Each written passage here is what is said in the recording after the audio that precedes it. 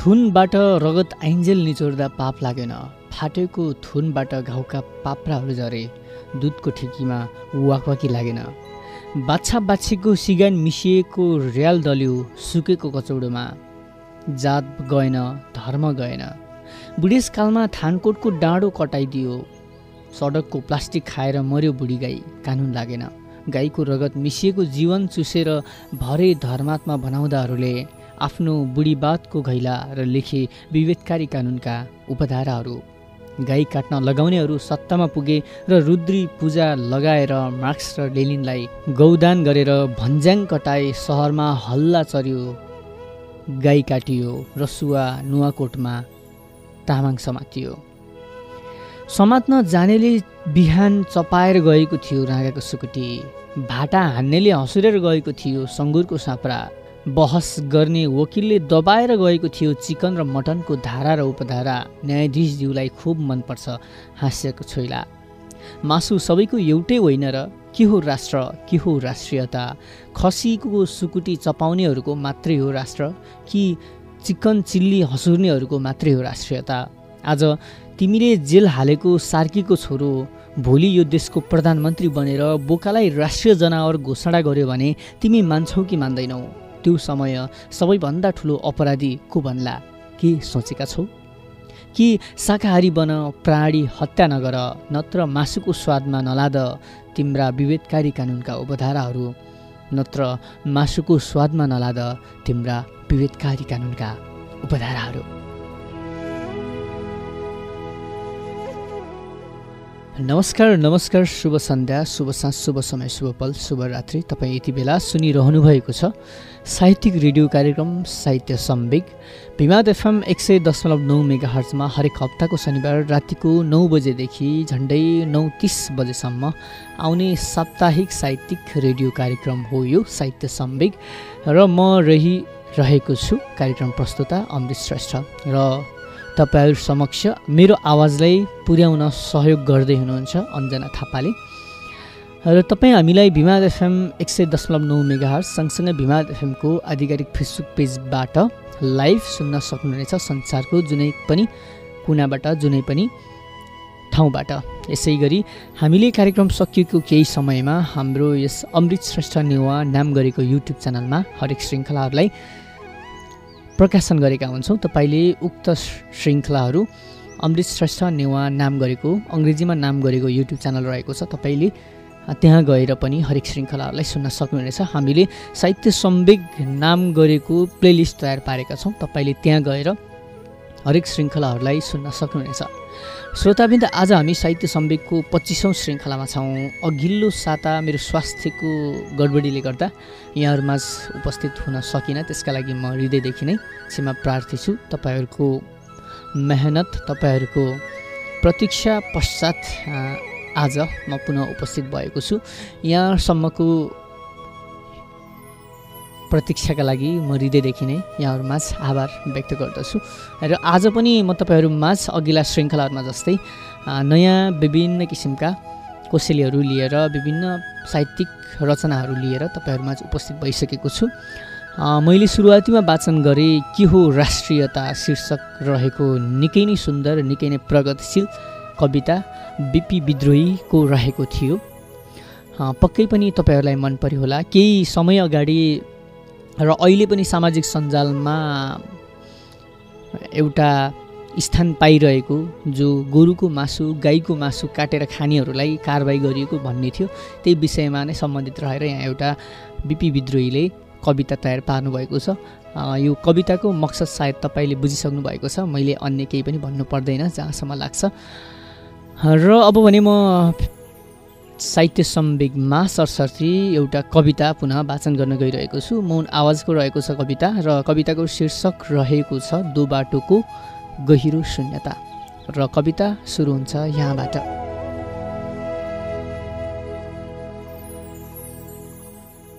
जङ्गलबाट फर्किरहेका चराका गीतहरूलाई दो बाटोमा भेटे, सुकेका पातका मैला जडौरी ओढेर सहरतिर आफन्तहरू खोज्न हिँडेका आदिवासी रुखका जराहरूलाई पनि दो बाटोमा भेटे। गाउँकी फुलमायाको वैश सापटी मागेर बेटोड कुर्दिरहेको हुरीलाई पनि दोबाटोमा भेटे। दीर्घ रोगको उपचार गर्न हिँडेको पहाडलाई, सुत्केरी नदीलाई, कुपोषणग्रस्त गाउँ बस्तीहरूलाई दोबाटोमा भेटे। युगभरिका अनगिन्ती विधवा आइमाईहरूलाई, अनाथ बालबालिकाहरूलाई, वृद्धहरूलाई दोबाटोमा भेटे। परलोकबाट घर खोज्दै आएका मृत आत्माहरूलाई पनि दोबाटोमा भेटे। आकाशतिर हेर्दै बसेका घामकिरीहरूका ससाना आँखाहरू र तिनका साहसी उडानहरू, बर्सातमा हिमिलाम्य दहहरूबाट पुच्छर हल्लाइरहेका चेपा गाडाहरू, अनौठो रसायन बाल्दै रातभर घिस्रिरहेका जङ्गली गडेउलाहरू, गर्भवती मृग र भोको बाघलाई पनि दोबाटोमा भेटे। अर्काकी स्वास्नी झ्यालबाट भगाएर केही क्षण स्खलित हुन आएका सज्जन पुरुषहरू, रोगी लोग्नेलाई कोठामा थुनेर गुप्ताङ्ग कन्याउन निस्केका भद्र महिलाहरूलाई पनि दोबाटोमा भेटे। कुखुरा चोरहरूलाई रङ्गीहात प्वाखसहित, गजेडीहरूलाई एकपोका गाँजासहित, खुङखार लुटेराहरूलाई पिस्तोलसहित, प्रेमीहरूलाई अनन्त प्रेमसहित दोबाटोमै भेटे। लास लगाएर फर्केका मलामीहरूलाई, नाच्दै हिँडेका जन्तीहरूलाई दोबाटोमै भेटे। पुजारी र नामुद बेश्यालाई पनि दोबाटोमै भेटे। मुद्दा मामिलाहरूबाट फर्केका तनावग्रस्त मान्छेहरू, कामबाट फर्केका मजदुरहरू, कमिसन खाइ आएका दलालहरू, चामल बोकी आएका गृहिणीहरू, स्कुलबाट फर्किँदै गरेका विद्यार्थीहरू र देश बेचेर आएका नेताहरूलाई पनि दोबाटोमै भेटे। ईश्वर जस्तो हिंसा, अक्षर जस्तो रगत, विचार जस्तो हतियार र जीवन जस्तो भ्रम बोकेर हिँडेका सबैलाई दोबाटोमै भेटे। चुपचाप जीवनको गहिरो शून्यता बोकेर हिँडेका जो जति भेटे दोबाटोमा, ती सबै मेरै अनुहारहरू थिए। बिल्कुल दिशाहीन, बिल्कुल भ्रमित, बिल्कुल शाश्वत।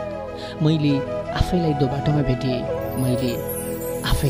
भेटे।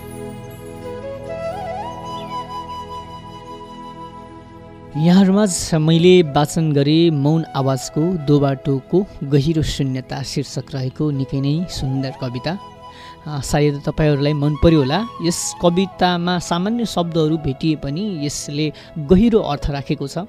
यस कविता आफैमा एउटा अर्थपूर्ण रहेको छ। यसले गहिरो भाष्य बोलेको छ। सायद तपाईँहरूलाई मन पर्यो होला र एउटा साहित्यप्रति लगाव राख्नेहरूले राम्रोसँग बुझ्न सक्नुहुन्छ यो कविता यो रहेको छ। र यसै गरी साहित्य सम्वेक तपाईँहरूले सुन्दै हुनुहुन्छ। के गर्दै हुनुहुन्छ, कस्तो अवस्थामा हुनुहुन्छ? मध्यरातको समय छ, कतिपय खाना खाइसक्नु भएको छ होला, कतिपय खाने तर्फमा पनि हुनुहुन्छ होला, कतिपय खाना खाएर ओछ्यानमा पल्टेर हाम्रो यस साहित्य सम्वेकलाई सुनिरहनु भएको छ होला। र जुन जस्तो अवस्थामा रहनुभए पनि हाम्रो यस साहित्य सम्वेकलाई सुनेर भरपुर मनोरञ्जन लिनुहोला भन्न चाहे। साथसाथै फेसबुकमा पनि लाइभ प्रसारण भइरहेको छ। तपाईँले त्यहाँ कमेन्ट पनि गर्न सक्नुहुनेछ, तपाईँहरूकोतिर कस्तो सुनिँदैछ कार्यक्रम।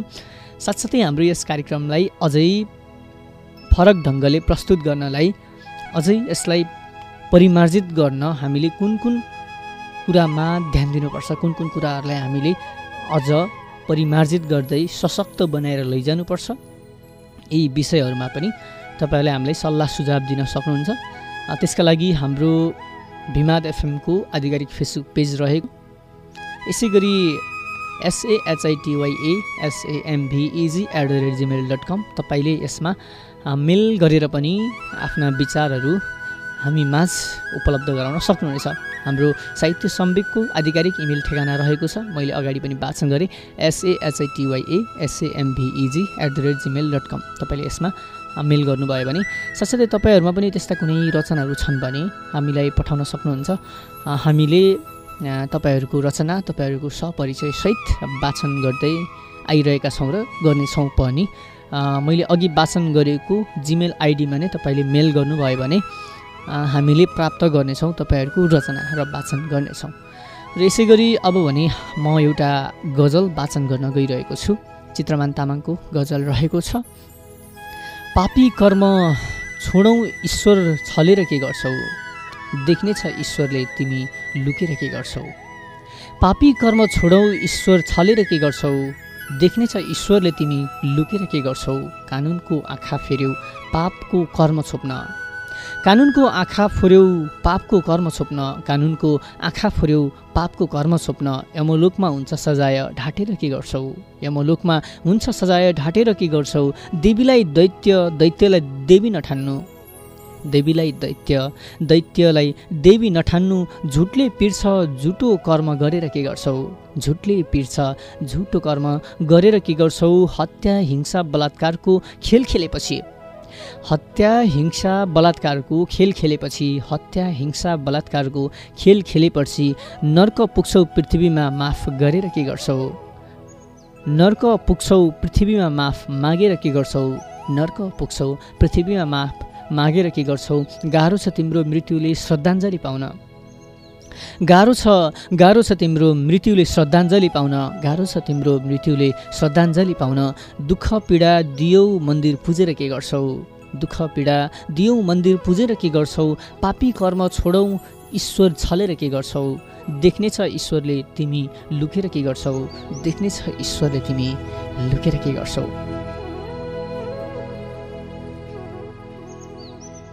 चित्रमान तामाङको एउटा एकदमै सुन्दर गजल यहाँहरूमा मैले वाचन गरेँ। चित्रमान तामाङ हाल काठमाडौँदेखि हुनुहुन्छ, उहाँ सङ्खुवा सभाको हुनुहुन्छ र उहाँहरूको एउटा मिठो गजल म यहाँहरूमा वाचन गरिसकेको छु, सायद तपाईँलाई मन पर्यो होला। यसै गरी अब म एउटा मुक्तक वाचन गर्छु चिरञ्जीवी ढकालको। थाहा पाएर पनि नपाए झै बनि हिँड्नु परेको छ, भित्र चोट लुकाई आरामै छु भनी हिँड्नु परेको छ, थाहा पाएर पनि नपाए झै बनि हिँड्नु परेको छ, भित्र चोट लुकाई आरामै छु भनी हिँड्नु परेको छ, मौका छोपी छोपी चोट दिएर पराई बनेकालाई, मौका छोपी छोपी चोट दिएर पराई बनेकालाई, थाहा पाएर पनि नपाए झैँ बनि हिँड्नु परेको छ, भित्र चोट लुकाई आरामै छु भनी हिँड्नु परेको छ, मौका छोपी छोपी चोट दिएर पराई बनेकालाई, आफन्त हुन् भनेर औँला भाँच्दै गनी हिँड्नु परेको छ, आफन्त हुन् भनेर औँला भाँच्दै गनी हिँड्नु परेको छ, थाहा पाएर पनि नपाए झैँ बनी हिँड्नु परेको छ, भित्र चोट लुकाई आरामै छु भनी हिँड्नु परेको छ, भित्र चोट लुकाई आरामै छु भनी हिँड्नु परेको छ। एकदमै सुन्दर, एकदमै शक्तिशाली मुक्तक चिरञ्जीवी ढकालको रहेको छ, यहाँहरूमाझ मैले वाचन गरिसकेको छु, सायद तपाईँहरूलाई मन पर्यो होला। श्रोताबिन्द, आज हामी साहित्य सम्वेकको 25औं श्रृङ्खलामा छौँ। 25औं श्रृङ्खलामा रहेर यहाँहरूमाझ भलाकुसारी गरिरहेको छु। मध्यरातको समय छ, के गर्दै हुनुहुन्छ, कस्तो अवस्थामा हुनुहुन्छ, म यहाँ एक सुरले वाचन गरिरहेको छु, तपाईँले सुनिरहनु भएको छ, के कस्तो लागिरहेको छ अहिले कृपया हामीलाई सल्लाह सुझाव दिँदै गर्नुहोला। यसै गरी अबको क्रममा भने हामीले एउटा कथा वाचन गर्न गइरहेका छौँ। प्राञ्जली पौडेलले लेख्नुभएको कथा अव्यक्त प्रेम शीर्षक रहेको यो मिठो कथा यहाँहरूमा वाचन गर्न गइरहेको छु। के कस्तो लाग्छ कृपया प्रतिक्रिया दिँदै गर्नुहोला र अहिले स्वीकार्नुहोस् यो मिठो कथा।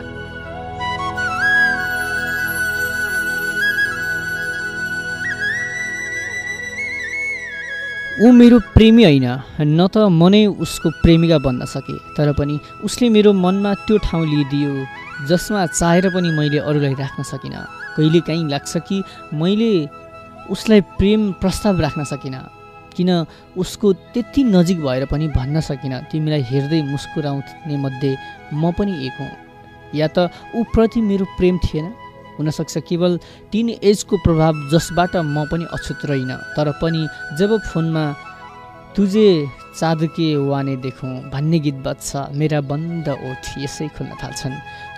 उसको त्यो आकर्षित अनुहार मानसपटलमा घुमिरहन्छ। त्यो फागुनको अन्तिम हप्ता थियो। मैले उसलाई पहिलोचोटि देख्दा साउथ इन्डियन मुभीमा हिरोले हिरोइनलाई देख्दा मुटु धडक धड्किएर देब्रे छातीमा छामेको सिन जस्तै मेरो मुटु फुत्त बाहिर निस्कन लागेको जस्तो गरेर जोड जोडले हल्लिएको थियो। केटी भएर पनि खासै लजाउने बानी नभएको म त्यो दिन कता कता लाज लागे जस्तो भयो। सेतो गालामा लाली चढेर मुस्ताङको स्याउ जस्तै रातो भएको थियो। उसले याद गर्यो कि गरेन? यदि गरेको थियो त पक्कै देख्ने थियो, न त मस्तक भएर ओझेल नपरुन्जेल उसलाई हेरिरहेथे। फेरि उसँग लामो समय भेट भएन। पहिलो भेटमै उसले वैशाख 12 को भन्दा ठुलो भूकम्प मेरो मनमा ल्याइदियो, जसको पराकम्पको असर अझै ममा सीमित छ। मेरा दिनहरूमा खासै केही परिवर्तन थिएन। कलेज जाऊ फर्क, अफिस जाऊ, यसै दिक्क लाग्दो तर व्यस्त दिनमा कहिलेकाहीँ उसलाई देख्नु र बोली सुन्नु माघको ठन्डीमा तुवालो लागेपछि झुल्किएको सूर्य जस्तै रमाइलो र न्यानो लाग्दथ्यो। उसमा एउटा गजबको आकर्षण थियो जसमा म हरेक दिन हरेक क्षण आकर्षित भइरहेँ। फलामका कण जस्ता छरपष्ट मेरा भावनाहरूलाई ऊ चुम्बक बनेर आएर केही समय नै नलागी समेटेर लग्यो। उसको मेरो पहिलो शब्द थियो मेरो नाम। मलाई मेरो नाम कहिले त्यति प्यारो र सुन्दर लागेन जति उसको आवाजमा सुनेको थिएँ। त्यही दिन त हो उसलाई मैले पहिलोपल्ट नजिकबाट निहालेको थिएँ। उसका ती ठुला ठुला चम्किला आँखा, मुसुक्क मुस्कुराउँदा खोल्ने क्याटबरी ओठ, गालामा हल्का देखिएको दारी, बोलिरहँदा मुस्कुराइरहने बानी, सुगठित शरीर, त्यही दिनदेखि त हो उसका बारेमा मैले कविता लेख्न सुरु गरेको। हरेक दिन सपनामा देख्न थाले ऊ द्वापर युगमा जन्मिएको थियो त 16,000 गोपिनी कृष्णलाई छोडेर उसलाई प्रेम गर्थे होलान्। उसलाई नजिकबाट निहालेको दिनदेखि त मलाई रणबीर कपुर पनि फिक्का लाग्न थालिसकेको थियो। हरेक दिन इन्स्टा माउसको तस्बिरसँग कुरा गर्ने बानी त मलाई उसको नाम थाहा पाएको दिनदेखि नै परेको थियो। अब त ऊसँग घन्टौँ कुरा गरेर दिन बित्न थालेछ। लाग्छ यो दिनहरू यसै गरी बितिरहोस्, समय यसै गरी कटिरहोस्, म उसमा हराउँदै जाउँ, उसका आँखामा डुब्दै जाउँ। उसको आँखा नै त हो मलाई सबभन्दा सुन्दर लाग्ने।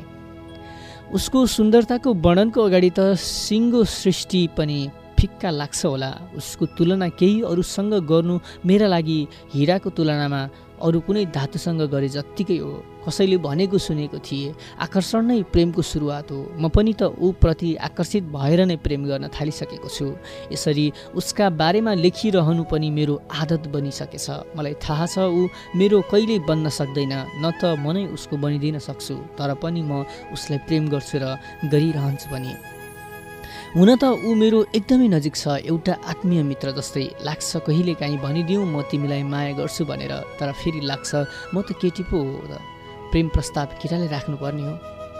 डिसेम्बरको त्यो तेस्रो हप्ता चिसो बढेको थियो। पुतली सडकको बाटोबाट चावेल निस्कने गाडी भेट्न हतारिँदै थिए। फोनको रिङ बज्यो, उसकै फोन थियो। तिम्रो कलेज नजिकै छु, भेट्ने हो? 5 मिनटको कुरापछि उसले भन्यो, नाइ कसरी भन्न सक्थे र? म त आफै उसलाई हेर्न तडपिरहेको हुन्थेँ। मुनिका क्याफे उत्तरतिर फर्किएको क्याबिनमा ऊ मलाई कुरेर बसिरहेको थियो। मन त थियो उसलाई झ्याप्प अँगालोमा बेरु र भनौँ, कालो जगर्स, कालो हुक, कालै स्पोर्ट्स सुज अनि कालो टोपीमा तिमीलाई क्या स्वाग देखिएको छ बेबी। तर मुखबाट निस्कियो, सन्चै हुनुहुन्छ? तिमी नि, उसले मुस्कुराउँदै भन्यो। गजब मुस्कानको फिर्ता मुस्कान नै दिएँ भने। म चियाको शौखिन, ऊ कफीको। आफ्नो लागि अमेरिकानो अनि मेरो लागि मिल्क टी मगाइसकेको थियो। एउटा कुरा भनौँ? दुइटै भन्नुहोस् न, जिस्किने मुडमा देखाएँ। I am serious. म पनि जिस्किरा छैन, हाँस्दै भने। आउने वैशाखमा बिहे गर्दैछु नि। के? अघिसम्म गुलियो लागिराख्या चिया एक्कासी चित्त लाग्यो। सधैँभरि कहाँ स्वतन्त्र बस्न पाइँदो रहेछ र? फेमिली प्रेसर छ, जिम्मेवारी बढेको छ। Family choice? कौतूहल त जागे ममा। ममको चोइस मलाई नि राम्री लाग्यो। उसको मम्मीले मलाई देखा भए सायद मलाई नै मन पराउँथे कि। खै र छोडौ यी त मेरा मन गणन्ते कुरा हुन अब यिनले कुनै अर्थ राख्दैनन्। बधाई छ, अनुहारमा खुसी ल्याउने कोसिस गर्दै भने। धन्यवाद। अब तिमी पनि ब्याचलर सकिएपछि गर, केटीको लागि यो उमेर ठिक्क हो। मैले यो बारेमा अहिले केही सोचेको छैन। सोच न, अर्कोचोटि भेटेर हामी 4 जना भेटौँला, हाँस्दै भन्यो। कति सजिलै उसले हामी 2 जनाबाट 4 जना भेटौँला भनेर भनिदियो, जुन कुरा मेरो लागि एकदमै गाह्रो भनिदियो। यदि मैले उसलाई प्रेम प्रस्ताव राखेको हुँदो त अहिले हामी 2 को 2 नै त रहने थियौँ होला। मलाई पहिलोपल्ट केटाले नै प्रेम प्रस्ताव राख्नुपर्छ भन्ने आफ्नो अहमदेखि रिस उठ्यो। घमण्डले मलाई यसरी पछाडिदियो कि मेरो बगैँचा भरिएको सुन्दर फुल कसैले चोर्दै गरेको थाहा पाएर पनि केही गर्न नसक्ने लाचार भएर ढलिरहेँ। निस्कने होइन, सकिएको कफीको ग्लास टेबलमा राख्दै भन्यो। हुन्छ निस्किम, घाँटीको मफलर मिलाउँदै भने। मेरो बिहेमा त आउँछौ होला नि? त्यो पनि सोध्ने कुरा हो र? ल है त म ढुक्क भएँ, गिफ्ट ल्याउनु पर्दैन, तिमी आइपुग्छ। बाइक स्टार्ट गर्दै ऊ बोलिरह्यो। हेलमेटभित्र उसका ती ठुला चम्किला आँखा चम्किरहेथे, जुन आँखालाई मैले चाहेर पनि कहिल्यै चुम्न पाइनँ। अबको 50 वर्षपछि पनि मलाई कहिले काहीँ उसको याद आउँदो हो। मेरा चाउरी परेका ओठ मस्किन खोज्दा हुन्। भर्खरै 18-19 हिँड्दै गरेकी मेरी नातिनीले किन मुस्कुराउनु भएको आमा भनेर सोध्दी हो र म भन्नुला, तेरी हजुरआमाले जुन गल्ती गरे त्यो तिमीले कहिले नगर्नु है बाबै।